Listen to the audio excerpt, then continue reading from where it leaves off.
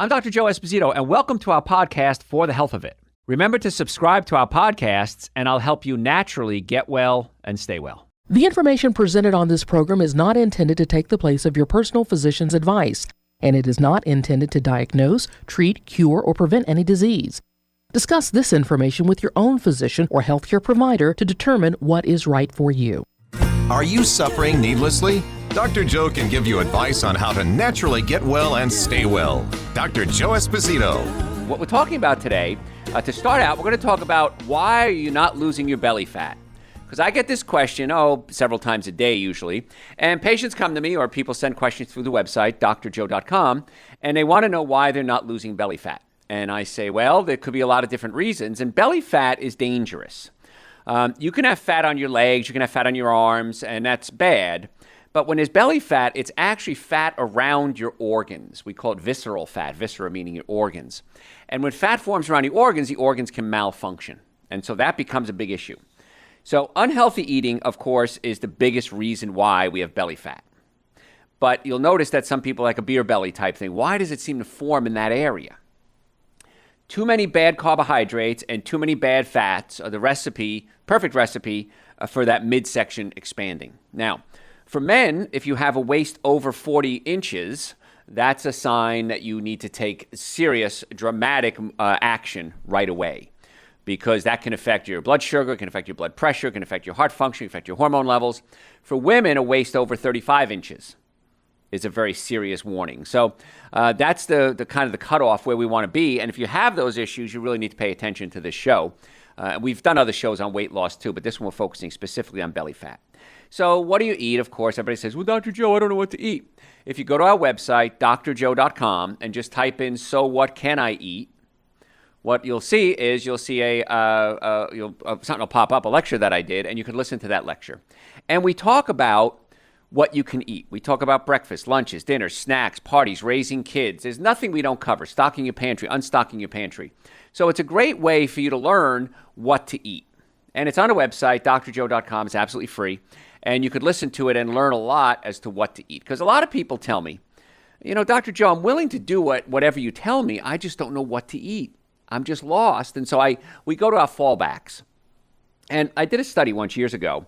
And I found that most people, when I had them write down everything they eat the same 8 to 10 foods over and over and over again. Many people, it's only 5 foods.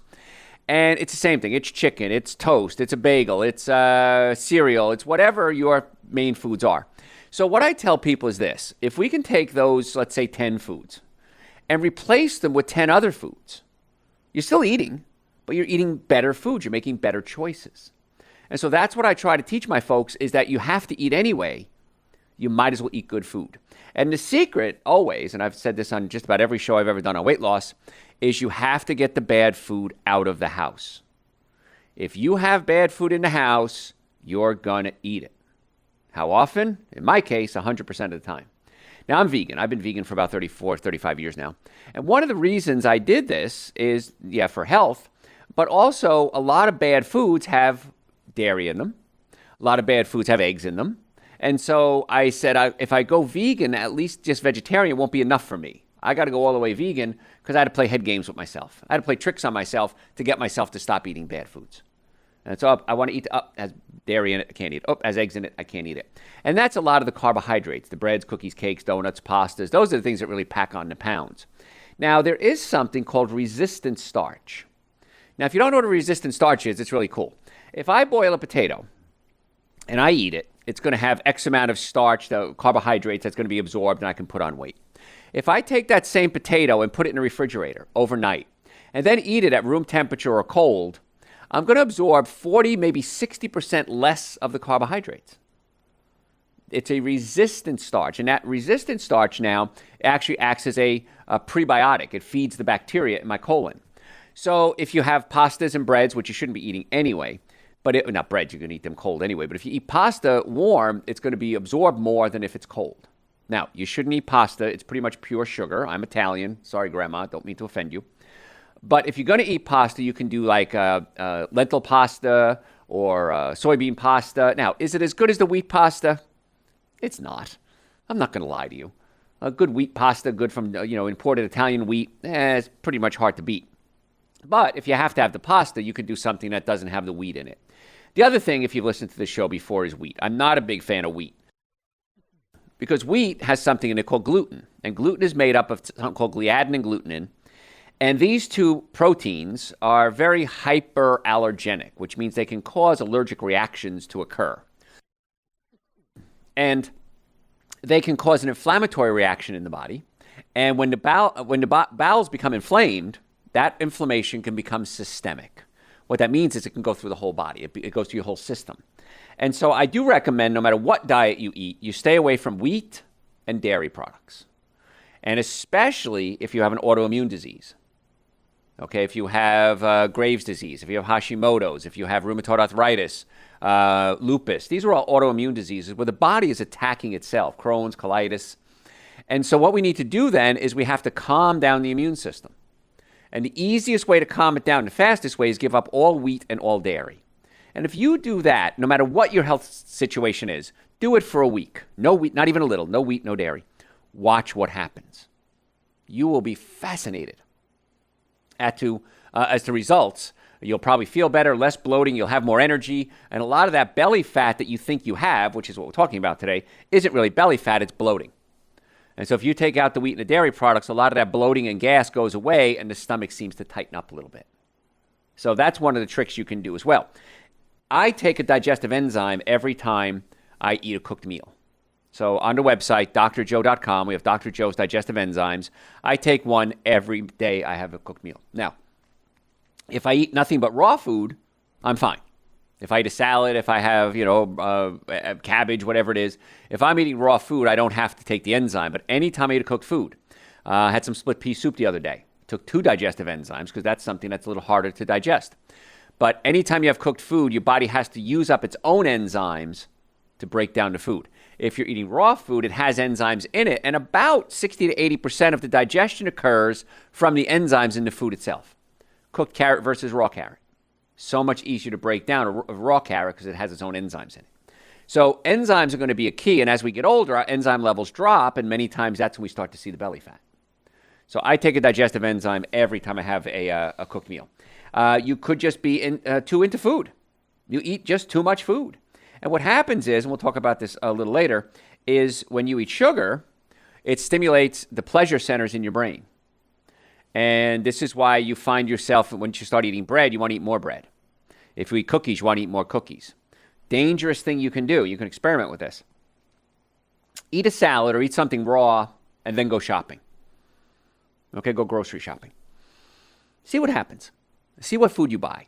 Then the next time you go grocery shopping, eat some ice cream, eat some cookies, eat some cake, and then go grocery shopping. And then look at your cart.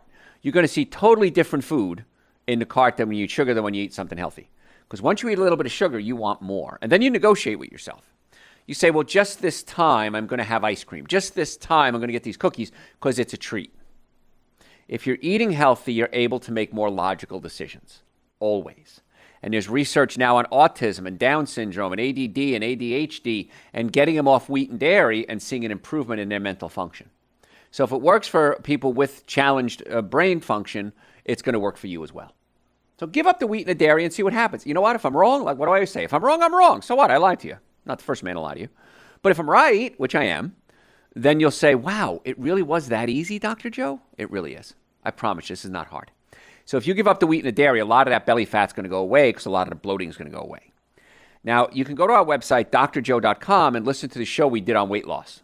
So just type in weight loss. You can listen to a show there, and it'll cover a lot more than what we're talking about today. There's another thing that makes you eat a lot, and that's a hormone called leptin and ghrelin. Your stomach produces a hormone called leptin. Leptin is released into your blood when you put food in there, and it goes up into your brain called the hypothalamus, part of the brain called the hypothalamus, and it tells you that you're full. Then the food passes on to the small intestine. Small intestine breaks down food, and once the small intestine absorbs the nutrients that it can, it releases a hormone called ghrelin. And ghrelin makes you feel hungry. So, what if there was a food that lowered your leptin and increased your ghrelin? That'd be bad. Because leptin makes you feel full, ghrelin makes you feel hungry. So if you increase the ghrelin, decrease the leptin, you're going to want to eat more. And there is a food that lowers your leptin, increases your ghrelin, and it's called fructose, specifically high fructose corn syrup. Now, fructose in fruit is not going to do that because the fructose found in fruit has antioxidants and nutrients and vitamins and minerals, and so you don't have to worry. It kind of offsets the negativity. But if you eat something with simple high fructose corn syrup, where might you find high fructose corn syrup? How about almost everywhere? Sodas, cookies, cakes, donuts, pastas, packaged foods. High fructose corn syrup is cheaper than regular sugar and sweeter than regular sugar. So it's cheaper and you're using less of it, so it's really cheap. And so it's very dangerous, and we've talked about high fructose corn syrup in the past, because high fructose corn syrup, the fructose has to be converted into glucose in order for your body to use it. And glucose is used as fuel, and in fructose converting into glucose, it creates uric acid. And uric acid gets in your joints and it hurts. And so as a pain management doctor and a chiropractor and a non-surgical orthopedist and double board certified in nutrition, we see a lot of pain patients. So we do a nutrition workup on every one of our patients. One of the reasons being we want to get them out of pain. And the diet has a lot to do with your pain. So fructose converts into uric acid. Uric acid prevents nitric oxide production. Nitric oxide production increases your circulation. It opens up blood vessels and allows blood to flow through the body. Circulation can increase your energy levels. It can increase your healing factors, and it can increase your metabolism. So if you're eating high fructose corn syrup, folks, you're just laying on the fat. And if that visceral fat, like I said, is affect the organs, can affect the stomach, can affect the liver, can affect the spleen, the heart. So it's not just the fat that's unsightly, it's also bad for the function of the organs. Not good. So stay away from the sugar. If you smoke, quit. I mean, one study showed it leads to more abdominal fat and visceral fat. If you need another reason to quit, there's another reason to quit. You want to look pretty, okay? Now, sometimes if you smoke enough, you have to smoke a lot, the nicotine is a stimulant. And so sometimes people that smoke stay thin. Well, I got to smoke to stay thin because you're really killing yourself. You're literally killing yourself and causing the body, the metabolism to kick in so much faster to try to get these toxins out of the system. And so be careful with that. Again, I don't think I need to tell you not to smoke, okay? If you're stressed out, when you're stressed out, there's a hormone that's released called cortisol. Now, cortisol is released, and it goes into your body, and it causes you to lay down fat. Now, fat produces estrogen. Fat becomes a living, breathing organ. When I went to school, we were taught that fat was just a blob. Turns out that fat's not a blob. It actually becomes a living, breathing organ. And it starts producing estrogen. Estrogen causes you to lay down fat, which produces estrogen, which causes you to lay down fat. And this is why fat people have a tough time losing weight, especially women, because you're estrogen dominant. Now, I used to be fat, so I can say the F word. And when I was fat, I understood when I was fat, what did I want to do? I wanted to eat more. I didn't feel good about myself. I didn't want to exercise. I didn't want to move around. I didn't want to take care of myself. So when you're fat, it creates this whole cycle. And that's why we're going to talk a little later about improving your mental health. So stay tuned for that. So if you're stressed out, we have to find out what's causing the stress. Is it chemical, physical, or emotional? Chemical is easy. Stop eating bad food. Get the bad food out of the house. Now, I say it's easy until you do it. And then you try doing it. It's like, Doc, I ate one good meal and I'm starving, so I'm going to have ice cream as a treat because I didn't eat a big breakfast. No. I do it too. I'm just like you, so don't worry. Everybody's the same. So chemical stress, go to our website, drjoe.com. Listen to the show we did. It's called The 7 Deadly Sins of Nutrition. Then listen to a follow-up show called So What Can I Eat? And if you listen to those two shows, that's the starting point on what you should eat and shouldn't eat. So that's going to help you with the food. And if you start eating better, that's going to help reduce your stress chemically, and that's going to help tremendously. And there's so many other things with chemical. There's environmental stress, there's perfumes, hairsprays, colognes, new car smell, driving stress if you're out in traffic, relationship stress, physical stress. If you have neck pain, back pain, shoulder pain, headaches, you think that causes stress? Absolutely. Does that raise your cortisol levels? Absolutely. And cortisol causes you to lay down fat. So if you're in pain, you might want to come see us because my doctors and I are really good at dealing with pain. We have chiropractic and medical clinics in Marietta, Duluth, Stockbridge, and West Cobb, and we can try to get to the cause of the problem and not just treat the symptoms. And that's what's so cool about what we do. And patients love what we do in most cases, and they say, why didn't I do this sooner? Now, you're not going to get better in many cases in 2 or 3 visits. So if you think you're going to come see us, it's going to be a miracle. Sometimes we have miracles. I'm not saying that doesn't happen. But usually it takes several visits to see some changes. So if you want to make an appointment, you can go to our website, drjoe.com, and you can book it right online. Again, you can click on a little map of the office, and it'll bring you right to the scheduling, and you can schedule an appointment right there. We take insurance patients. We do the filing for you. Medicare, car accidents, sports injuries. We'd love to be your doctor. And if you're ever in a car accident, I say this every show, and every week we get patients from me saying it, if the car was damaged, you were damaged, in my experience. I've never seen a car damaged where the occupants weren't, because you're not stronger than your car. And I teach this. I teach doctors and lawyers and insurance adjusters how to deal with car accident cases. And I've been doing it for 30 years now, more than 30 years. And I teach you how to deal with it, the mechanism behind it, what happens with trauma, even in low-impact injuries, can cause serious injury to the brain and the spine. I'm certified in traumatic brain injuries. Doctors come to me and they get certified for their continuing education. So I've been teaching for a long time on how to deal with these cases. And so that's why it's a really good place to come if you are in an accident, and you get some really good care with the people that teach the other doctors how to do it. So if you want to make an appointment, drjoe.com, please feel free to do that right away, because don't wait. My doctors, by the way, fill up very quickly with patients. You can imagine we have such a great reputation. So if you do want to see us, make the appointment right away, drjoe.com. So let's continue on. Other reasons why you're not losing belly fat. You may not be exercising enough. Body has to stay in motion. Now, I don't like going to the gym. I find it boring.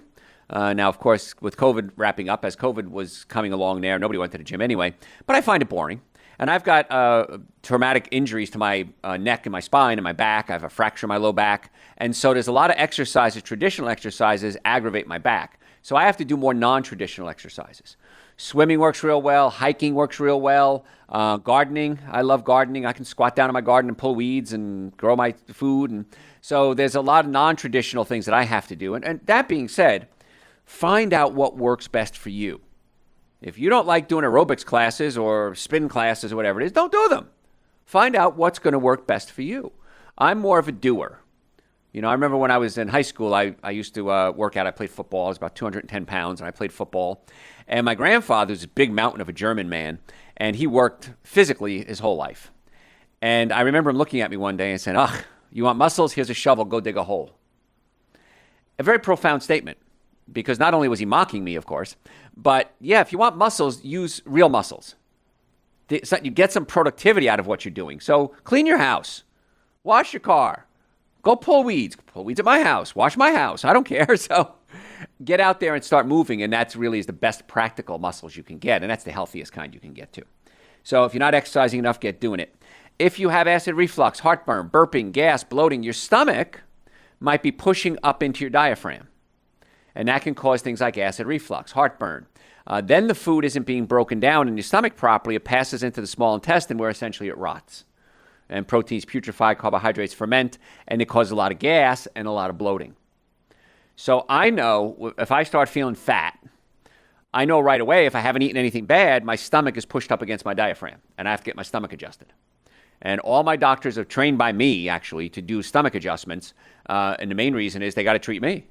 So I know if they're doing a good job, they're working on me, so hopefully they'll do a good job on you as well. So we can actually take the stomach and physically pull it down away from the diaphragm, and many times it stays there, and it changes your life.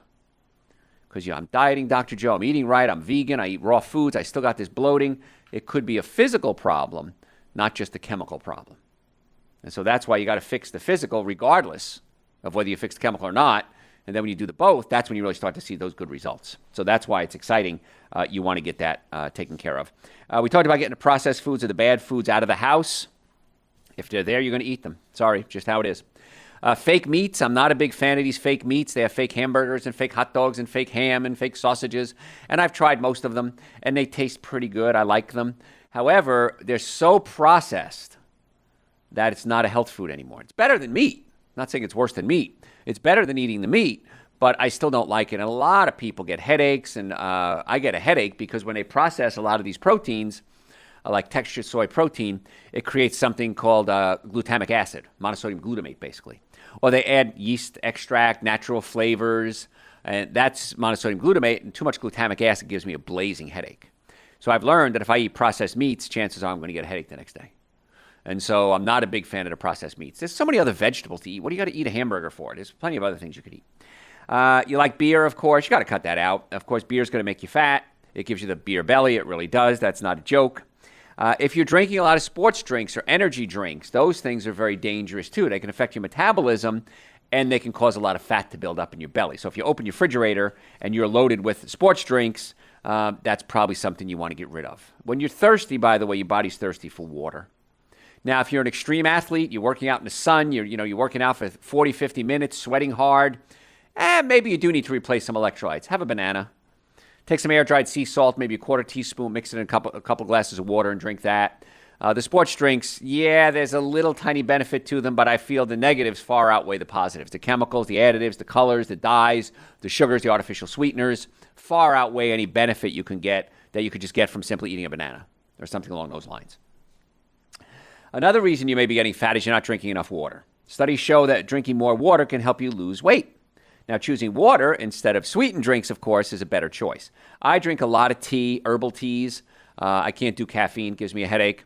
So I'll do herbal teas. If I'm doing a lecture or a radio show or TV show, I'll drink something called slippery elm tea.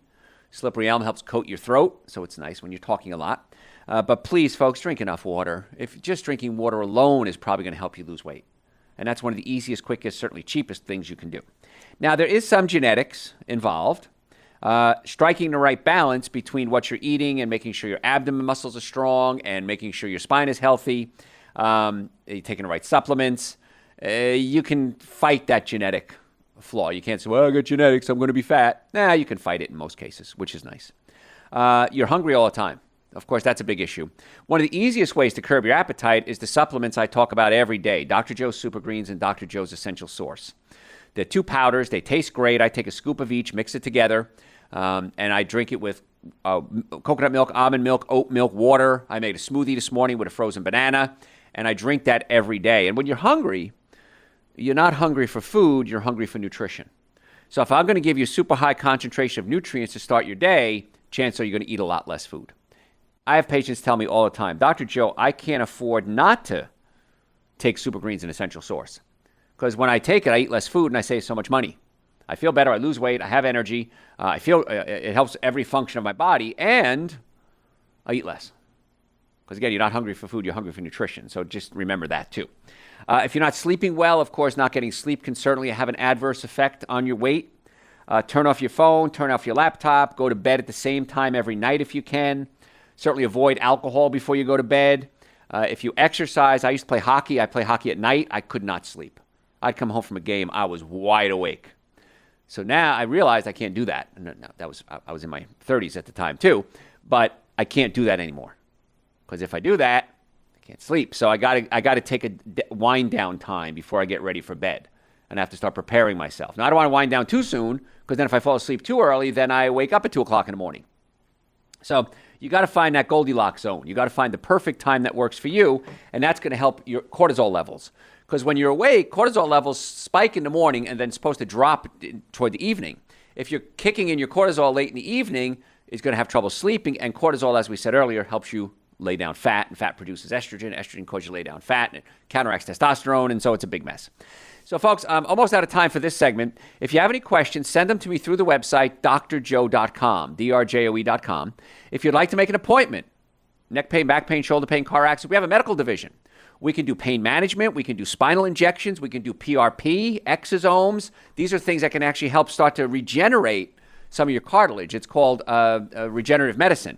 And it's great as we get older to give the body a little boost. And if you want more information about that, go to our website, drjoe.com, and right in the upper left-hand corner is a tab. It says services. Click on that. You'll see all the services that we have.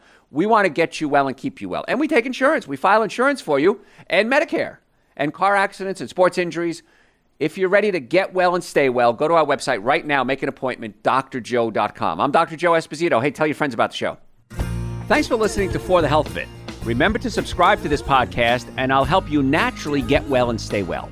You can also listen to and call into my radio show live Sunday evenings from 7 to 9 Eastern Time on WSBRadio.com and on a WSB Radio app.